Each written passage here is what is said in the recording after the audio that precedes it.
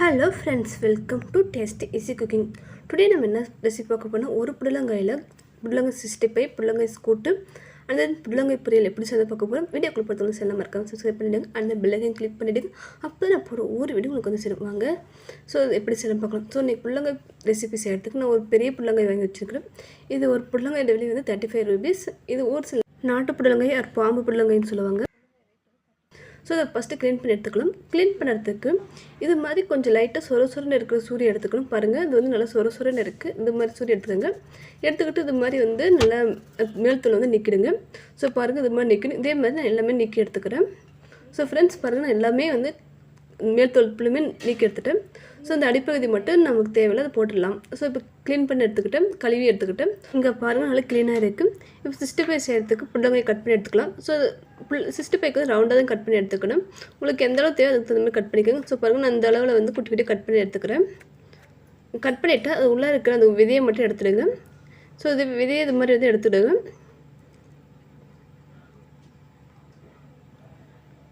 So friends எனக்கு இவ்வளோ புடலங்காய் இருக்குது. 2 பேருக்கு நான் 65 செய்கிறதுனால வந்து இவ்வளோ போதிக்கும். நெக்ஸ்ட்டு பொரியல் அண்ட் தென் சாம்பாருக்கு வந்து புடலங்காய் இதே மாதிரி கட் பண்ணி வச்சிடும். அதுக்கு வந்து நீள்வாக்கில் வந்து இந்த மாதிரி கட் பண்ணி குட்டி குட்டியாக கட் பண்ணி எடுத்துக்கலாம். நம்ம எப்பவுமே பாருங்கள் எனக்கு இவ்வளோ புடலங்காய் வந்து இருக்குது. இது வந்து பொரியல் அண்ட் தென் கூட்டுக்கு வந்து சரியாக போயிடும். நல்லா பார்க்க அழகாக இருக்குது. அந்த டேஸ்ட் வைஸ் சூப்பராக இருக்கும். ஸோ நம்ம புடலங்காய் கூட்டு செய்கிறதுக்கு 1/2 டம்ளர் பாசிப்பருப்பு எடுத்துக்கோங்க, பச்சைப்பயிறு எடுத்துக்கோங்க. அதன் கூட 1/4 டம்ளர் கடலைப்பருப்பு சேர்த்துக்கோங்க. சேர்த்துட்டு நல்லா கழுவிடுங்க. பருப்பை நல்லா க்ளீன் பண்ணி எடுத்துகிட்டு பிறகு அதில் 3 டம்ளர் தண்ணி சேர்த்துக்கோங்க. அதன் கூட ஒரு 4 பல்லு பூண்டு சேர்த்துக்கோங்க. அண்ட் தென் ஒரு மீடியம் சைஸ் தக்காளி கட் பண்ணி சேர்த்துட்டு ஒரு 3 விசில் விட்டு எடுத்துடுங்க. ஒரு 3 விசில் மட்டும் விட்டு எடுத்த போதிக்கும். பருப்பு நல்லா வெந்ததுடும் பச்சைப்பயிறு. இப்போ கூட்டு செய்கிறதுக்கு தேவையான மசாலா அரைச்சி எடுத்துக்கலாம். மசாலாவுக்கு நான் ஒரு கைப்பிடி தேங்காய் சேர்த்துக்கிட்டேன். ஒரு பட்டை, கிராம்பு, பெருஞ்சீரகம் சேர்த்துக்கோங்க. ஸோ பாருங்கள் பெருஞ்சீரகம் வந்து சும்மா ஒரு 1/2 டேபிள் ஸ்பூன் சேர்த்துக்கிட்டேன். ஸோ சோம்பெல்லாம் சேர்த்து நல்லா மையம் அரைச்சி எடுத்துக்கோங்க. தண்ணி கொஞ்சம் சேர்த்து நல்லா மையம் அரைச்சி எடுத்துக்கோங்க.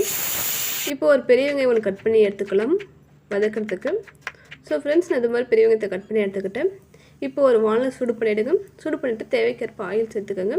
அண்ட் தென் அது கூட சிறிதளவு கடுகு சேர்த்துக்கோங்க. ஒரு 1/4 டேபிள் ஸ்பூன் கடுகு சேர்த்துக்கோங்க. கடுகு நல்லா பொரிஞ்சிட்ட பிறகு அதில் கட் பண்ணி வைத்த பெரிய வெங்காயத்தை சேர்த்துக்கோங்க. ஸோ பாருங்கள் நல்லா கடுகு நல்லா பொரிஞ்சு வருது. இப்போ ஆனியன் சேர்த்துக்கலாம். ஆனியன் சேர்த்து நல்லா வதக்கி விட்டுடுங்க. ஆனியன் நல்லா வதங்கி வந்துட்ட பிறகு நமக்கு தேவைக்கேற்ப புடலங்காய் சேர்த்துக்கோங்க. நான் நல்லா ஒரு கைப்பிடி அளவு புடலங்காய் சேர்த்துக்கிட்டேன். நறுக்கி புடலங்காய் சேர்த்துக்கிட்டேன். சேர்த்துட்டு நல்லா கலந்து விட்டுடுங்க. கூட்டுக்கு வந்து அதிகமான புடலங்காய் சேர்த்துக்கணும், மீடியமாக சேர்த்துக்கணும். புடலங்காய் வதக்கிறதுக்கு சிறிதளவு உப்பு சேர்த்துக்கோங்க. சேர்த்துட்டு நல்லா வதக்கி விட்டுடுங்க. ஸோ ஃப்ரெண்ட்ஸ் நல்லா வதங்கி வந்துடுச்சு பாருங்கள். இப்போ இதுக்கு தேவையான கொத்தமல்லி தூள் சேர்த்துக்கலாம். கொத்தமல்லி தூள் 1/4 டேபிள் ஸ்பூன், மிளகாய் தூள் 1 டேபிள் ஸ்பூன், மஞ்சள் தூள் 1/4 டேபிள் ஸ்பூன், சீரகத்தூள் 1/4 டேபிள் ஸ்பூன், மிளகு சும்மா ஒரு சிட்டிகை சேர்த்துக்கிட்டேன். சேர்த்துட்டு நல்லா கலந்து விட்டுடுங்க. நல்லா மசாலா புடலங்காய் கூட நல்லா கலந்து வரைக்கும் நல்லா கலந்து விட்டுடுங்க. ஸோ ஒரு 2 or 3 minutes நல்லா வதக்கி விட்டுடுங்க. ஸோ பாருங்கள் நல்லா வதக்கி வந்துடுச்சு. இப்போ அரைச்சி வச்சு மசாலா சேர்த்துக்கலாம். தேங்காய் பேஸ்ட் சேர்த்துக்கிட்டு நல்லா கலந்து விட்டுடுங்க. ஒரு 2 minutes பக்கம் நல்லா கலந்து விட்டுடுங்க. இப்போயே மிக்ஸி அழைச்சி ஊற்றிடுங்க. ஸோ குக்கர் விசில் வச்சுட்டு பிறகு அது பாருங்கள் நல்லா பருப்பு வெந்துட்டு இருக்குது. அது நல்லா கரண்டியால் இப்படி மசிஞ்சு விட்டுடுங்க. அது ரொம்ப மையெல்லாம் மசிஞ்சு விடக்கூடாது. நமக்கு அது பருப்பாக இருக்கணும். அப்போ தான் கூட்டு சாப்பிட்றப்ப நல்லா டேஸ்ட்டாக இருக்கும். இப்போ இதில் சேர்த்துக்கலாம். பருப்பை சேர்த்துட்டு நல்லா கலந்து விட்டுடுங்க. இப்போ உப்பு காரெல்லாம் எப்படி இருக்குன்னு சொல்லி செக் பண்ணி பார்த்துக்கோங்க. அவ்வளோதான் ஃப்ரெண்ட்ஸ். ஒரு 10 minutes பக்கம் கொதிக்கும். மீடியம் ஃப்ளேமில் விட்டுட்டு கடைசியாக கருவேப்பிலை தழை சேர்த்துக்கோங்க. சேர்த்துட்டு நல்லா கலந்துட்டுடுங்க. எனக்கு உப்பு காரம் கொஞ்சம் கம்மியாக இருக்கிறதுனால கொஞ்சம் சேர்த்துக்கிட்டேன். அவ்வளோதான் ஃப்ரெண்ட்ஸ். சிம்பிளாக டேஸ்ட்டாக சுவையான புடலங்காய் கூட்டு ரெடி ஆகிடுச்சு. நீங்களும் இதே மாதிரி ட்ரை பண்ணி பாருங்கள். நெக்ஸ்ட் ரெசிபி என்ன பார்க்கலாம். நெக்ஸ்ட் ரெசிபி வந்து புடலங்காய் 65க்கான மசாலா ரெடி பண்ணிடலாம். புடலங்காய் 65 சேர்த்து ஃபஸ்ட்டு புடலங்காய் எடுத்துக்கலாம். அது கூட ஒரு டேபிள் ஸ்பூன் கடலை மாவு சேர்த்துக்கோங்க. 1/2 டேபிள் ஸ்பூன் கார்ன்ஃப்ளவர் மாவு, கரம் மசாலா 1/4 டேபிள் ஸ்பூன், மிளகாய் தூள் 1/2 டேபிள் ஸ்பூன், சீரகத்தூள் 1/4 டேபிள் ஸ்பூன், மஞ்சள் தூள் 1/4 டேபிள் ஸ்பூன், கொத்தமல்லி தூள் 1/2 டேபிள் ஸ்பூன், மிளகு சும்மா 1/4 டேபிள் ஸ்பூன் சேர்த்துக்கோங்க. அண்ட் தென் உப்பு சிறிதளவு சேர்த்துக்கோங்க. சேர்த்துட்டு நல்லா கலந்துவிட்டுங்க. சிறிதளவு தண்ணி விட்டு நல்லா கலந்து விட்டுடுங்க, பிசைஞ்சு விட்டுடுங்க. ஸோ பாருங்கள், இது மாதிரி நல்லா அமுத்தி பிசைஞ்சு விட்டுடுங்க. ஒரு 2 or 3 மினிட்ஸ் பக்கம் நல்லா பிசைஞ்சு விட்ட போதுக்கு. ஸோ ஃப்ரெண்ட்ஸ், நல்லா மாவு புள்ளங்காய் இது கலந்து வந்துடுச்சு. இதை அப்படியே வச்சுடுங்க. இப்போ புள்ளங்காய் பொரியல் எப்படி செய்து பார்க்க போகிறோம். அதுக்கு ஒரு வானலில் சூடு பண்ணிவிடுங்க. சூடு பண்ணிவிட்டு அதில் ஆயில் சேர்த்துக்கோங்க. ஆயில் சேர்த்துட்டு பிறகு கடுகு சேர்த்துக்கோங்க.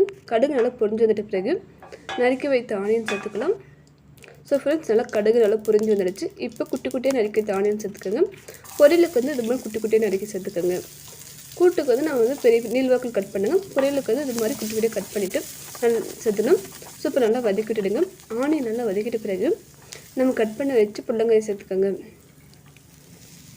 புள்ளங்காய் சேர்த்து நல்லா கிளறி விட்டுடுங்க.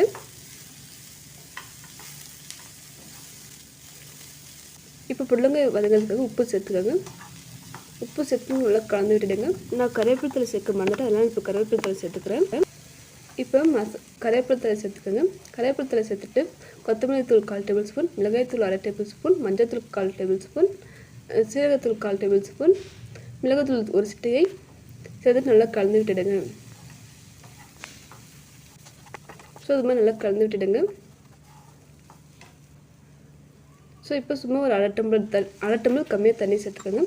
தண்ணி சேர்த்துட்டு நல்லா கலந்து விட்டுடுங்க.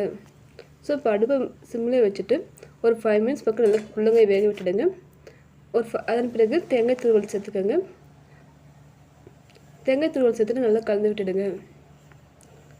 ஸோ ஃப்ரெண்ட்ஸ், நல்லா தேங்காய் துருவல் சேர்த்து நல்லா கலந்து விட்டுட்டு அவ்வளோதான் கலர்ஃபுல்லான புள்ளங்காய் பொரியல் ரெடி ஆகிடுச்சு. சிம்பிளாக டேஸ்ட்டாக இருக்குது. உங்களுக்கு இப்போலாம் உப்பு காரம் எப்படி இருக்குன்னு சொல்லி செக் பண்ணி பார்த்துட்டு போட்டுக்கோங்க. அதை கம்மியாக தான் சேர்த்துக்கோங்க. நல்லா வாசனையாக இருக்குது. அந்த டேஸ்ட் வைஸாக சூப்பராக இருக்குது. ஸோ ஃப்ரெண்ட்ஸ், இப்போ புள்ளங்காய் 65 வந்து பொரிச்சு எடுத்துலாம். ஸோ பாருங்கள், புள்ளங்காய் வந்து லைட்டாக தண்ணி விட்டு இருக்குது. ஸோ இப்போ ஒரு வானல் நல்லா சூடு பண்ணி எடுத்துக்கோங்க. சூடு பண்ணிவிட்டு அதை பொரிக்க தேவையான எண்ணெய் சேர்த்துக்கோங்க. ஸோ எண்ணெய் சூடிட்ட பிறகு புள்ளங்காயை வந்து ஒவ்வொன்றா சேர்த்துக்கோங்க. ஸோ நல்லா எண்ணெய் சூடு ஆகிடுச்சு. இப்போ புள்ளங்காய் சேர்த்துட்டு பொரிச்சு எடுத்துக்கலாம். அடுப்பு மீடியம் ஃப்ளேமில் வச்சு செய்யுங்க. ஒரு 2 மினிட்ஸ் கழிச்சிட்டு லைட் திருப்பிட்டுடுங்க. ஸோ பாருங்கள், ஒரு 2 மினிட்ஸ் விட்டுட்டு எல்லா புள்ளங்காயும் திருப்பிட்டுடுங்க. இந்த பப்புள்ஸை நிற்க வரைக்கும் நம்ம வந்து புள்ளங்காய் வந்து வேக விடணும். ஸோ ஃப்ரெண்ட்ஸ், பாருங்கள், புள்ளங்காய் 65 எவ்வளோ அழகாக கலர்ஃபுல்லாக ரெடியாகி வந்துடுச்சு. டேஸ்ட் வைஸ் சூப்பராக இருக்குது. ஸோ பாருங்கள், நல்லா கலர்ஃபுல்லாக இருக்கா. ஸோ இதே மாதிரி இருக்கிற எல்லா புள்ளங்காயும் பொரிச்சு எடுத்துக்கோங்க. ஃப்ரெண்ட்ஸ், எங்களுக்கு புள்ளங்காய் 65 தான் கட்டாயம் படிச்சு. ஸோ ஒன்று கொஞ்சம் பொரிச்சிட்டு இருந்தால் கூட பரவாயில்ல. ஸோ நீங்கள் புள்ளங்காய் 65 செய்கிறப்ப மட்டும் கொஞ்சம் நிறையவே செஞ்சுக்கோங்க. ஏன்னா எல்லாமே விரும்பி சாப்பிடுவாங்க. அது டேஸ்ட்டாக இருக்கிறதுனால. ஸோ ஃப்ரெண்ட்ஸ், பாருங்கள், இதை நல்லா திருப்பிட்டுட்டேன். இது அவ்வளோதான் வெந்து வந்துடுச்சு. ஸோ பாருங்கள், நல்லா கலர்ஃபுல்லாக வெந்து வந்துட்டு இருக்கு இல்லையா, அவ்வளோதான் எடுத்துடலாம். அவ்வளோதான் ஃப்ரெண்ட்ஸ், சிம்பிளாக டேஸ்ட்டாக ஒரே புள்ளங்காய் 3 ரெசிபி செஞ்சுட்டேன். இந்த புள்ளங்காய் வந்து ஊர் சைடில் வந்து கிடைக்கும். ஆனால் அது வீட்டிலே விளைவாங்க. எனக்கு ஆனால் அது சென்னையில் கிடைச்சதான் பெரிய அதிசயமாக இருக்குது. ஸோ அதனால் ஒரே நாள் வந்து 3 ரெசிபி செஞ்சுட்டேன். பாருங்கள், 65 நல்லா கலர்ஃபுல்லாக இருக்குது, நல்லா கிறிஸ்பியாக இருக்குது. எல்லாமே ரெடி பண்ணிவிட்டுங்க. ஃப்ரெண்ட்ஸ், அதை சாப்பிட்டுடலாம். ஸோ ஃபஸ்ட்டு ஒரு பிளேட்டில் 65 எடுத்துகிட்டு பொரியல் போட்டுக்கிட்டு அண்ட் தென் ரைஸ் வச்சுட்டு அதன் கூடவே புள்ளங்காய் கூட்டு சேர்த்துக்கிட்டேன். 3மே நல்லா டேஸ்ட்டாக இருந்தது. எதுவுமே குறைஞ்சதாக இல்லை. ஸோ ஃப்ரெண்ட்ஸ், நீங்களும் இதே மாதிரி வீட்டை ட்ரை பண்ணி பார்த்துட்டு எப்படி இருக்குன்னு சொல்லுங்கள். உங்களுக்கு இந்த வீடியோ பிடிச்சிருந்தா லைக் பண்ணுங்கள், ஷேர் பண்ணுங்கள். தேங்க்யூ ஃபார் வாட்சிங். Bye, see you later.